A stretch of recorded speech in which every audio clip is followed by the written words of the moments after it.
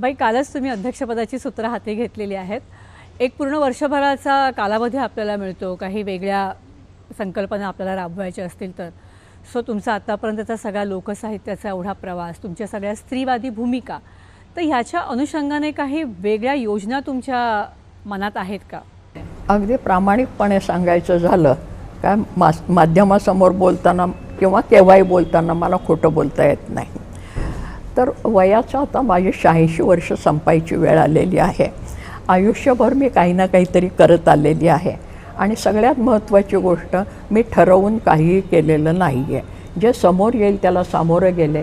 त्यावेळेला जो अभ्यास करावासा वाटला तो केला, त्यावेळेला जे लिहावंसं वाटलं ते लिहित गेले आणि त्यातून मी आत्ता इथपर्यंत आली आहे. तुम्ही सगळ्यांनी ते साहित्य संमेलनाचं अध्यक्षपद वगैरे दिलं, ते मी तुमचा मान तुमचा मान राखण्यासाठी आणि मराठी भाषेबद्दलची आस्था म्हणून, आणि सगळ्यात महत्त्वाची गोष्ट म्हणजे त्याच्यामध्ये कुठल्याही प्रकारचा विकल्प नसल्यामुळे. म्हणजे एक जमाना असा होता की निवडणूक करून ते साहित्य संमेलनाचं अध्यक्षपद मिळायचं. निवडणूक लढवायची असते तर मी या जन्मी या पदावर आले नसते, कारण निवडणूक लढवून काही मिळवावं असं मला पूर्वीही कधी वाटलं नाही, आज तर अजिबात नाही. त्यामुळे जे परत मला कबीरदासजींचाच एक दोहा वाटतो, साहित्याचंच उदाहरण देते, भाषा कुठली का असे ना, अभिव्यक्ती तीच असते. कबीरदासजी म्हणतात, सहज मिलय सो दूध समा. जे आपोआप मिळतं ते दुधासारखं असतं. सहज मिलय सो दूध समा, मांग मिलय सो पाणी. मागून जे मिळतं ते पाण्यासारखं असतं, पानसट. कह कबीर व रक्त समा, जामे आना तानी.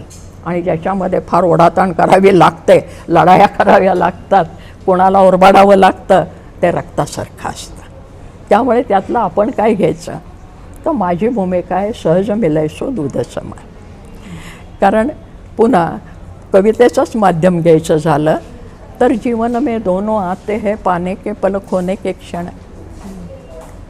आमचे हरिवंशराय बच्चन म्हणतात, कारण हरिवंशरायजी माझे आवडते कवी आहे, त्यांची मी मधुशालाही मराठीत आणली आहे. तर त्यांची त्या भूमिकेने मला जन्मभर दिलासा दिला आहे की मौना ते माझं सूत्र आहे. जीवन में दोनों आते हैं, पाने के पल खोने के क्षण. काही मिळवण्याचे क्षण येतात आणि काही घालवण्याचे क्षण येतात. जीवन से दोनों जाते हैं, मिट्टी के पल सोने के क्षण.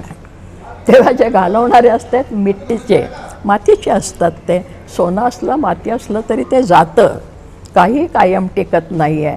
मग हम जिस क्षण में जो करते हैं, हम बाध्य वही है करने को.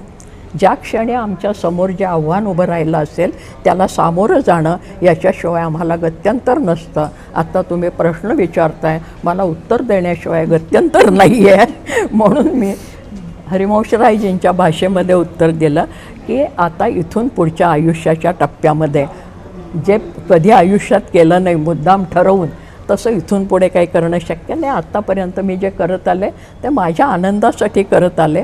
त्यातनं इतरांना आनंद मिळाला, त्याचा आनंद द्विगुणित झाला.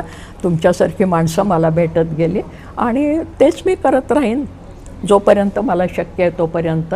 बाकी संकल्प वगैरे नावाची गोष्ट माझ्याजवळ नाही. अगदी प्रामाणिक उत्तर.